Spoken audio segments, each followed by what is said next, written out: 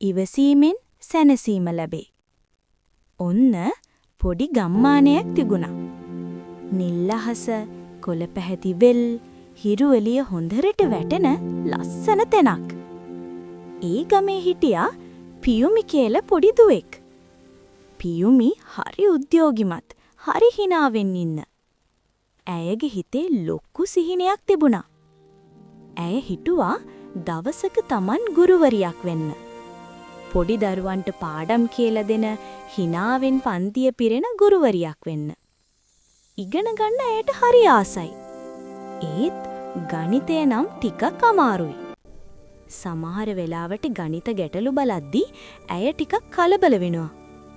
අනෙක් ළමයි ඉක්මනින් උත්තර දෙනකොට පියුමි තවමත් එකම ප්‍රශ්නයක් ගැන හිතනවා. ඒක ඇයගේ හිතට ටිකක් බරක් වෙලා තිබුණා. කාලය ගියා, වර්ෂ අවසාන විභාගය ආවා. පියුමි හොඳටම උත්සාහ කළා. රෑ වෙලාත් පාඩම් කළා. ඒත් ප්‍රතිඵල ආපු දවසේ ඇයගේ බලාපොරොත්තු වුණු ලකුණු ලැබුණේ නැහැ. විශේෂයෙන්ම ගණිතයෙන් අසමත් වෙලා.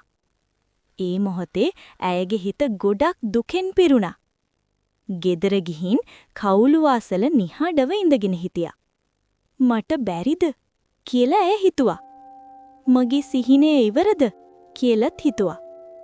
ඒ වෙලාවේ ඇයගේ මතකයට ආව පාසලේ බිත්තියේ තිබුණ වචන ටික. ඉවසීමෙන් සැනසීම ලැබේ කියලා. ඇය ඒ වචන ටික හිතේ නැවත නැවත කියලා බැලුවා. ඉවසීමෙන් සැනසීම ලැබේ. ඒක ඇයට ටිකක් ශක්තියක් වුණා. එකපාරක් අසමත් වුණා කියලා මම නතර වෙන්නේ නැහැ කියලා ඒ තීරණය කළා. ඊළඟ දවසේ ඉඳන් පියුමි වෙනස් විදිහට පාඩම් කරන්න පටන් ගත්තා. කලබල වෙන්නේ නැහැ, බය වෙන්නේ නැහැ. එක ප්‍රශ්නයක් තේරෙන්නේ නැත්නම් ඒක ටික ටික කඩලා බලනවා. නැවත උත්සාහ කරනවා. ඉවසීමෙන් බලනවා. දිනෙන් දින ඇය ටික ටික හොඳ වෙනවා. කලින් බය වෙච්ච ගණිත ප්‍රශ්න දැන් එතරම් බය නැහැ. ආයමත් විභාග කාලය ආවා. මෙවර පියුමි සංසුම්. හදවත බය නැහැ. ඇය එක ප්‍රශ්නය ඉවසීමෙන් විසඳුවා. ප්‍රතිඵල ආපු දවසේ ඇයගේ නම උසස් ලකුණු ගත්ත ළමයි අතර තිබුණා. ඒ මොහොතේ ඇය තීරුම් ගත්ත දෙයක් තිබුණා. ජයග්‍රහණය ලැබුණේ බුද්ධිය නිසා විතරක් නෙවෙයි. ඉවසීම නිසා. කාලය ගියා, පියුමි ඇයගේ සිහිනේ ඉටු කළා. ඇය ගුරුවරියක් වුණා. පන්තියේ ළමයි අසමත් වෙලා දුකෙන් ඉන්නකොට ඇය නිතරම මතක් කරන්නේ මේ වචන ටිකයි.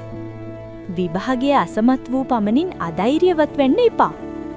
ඉවසීමෙන් සැනසීම ලැබේ කියලා මතක තියාගන්න.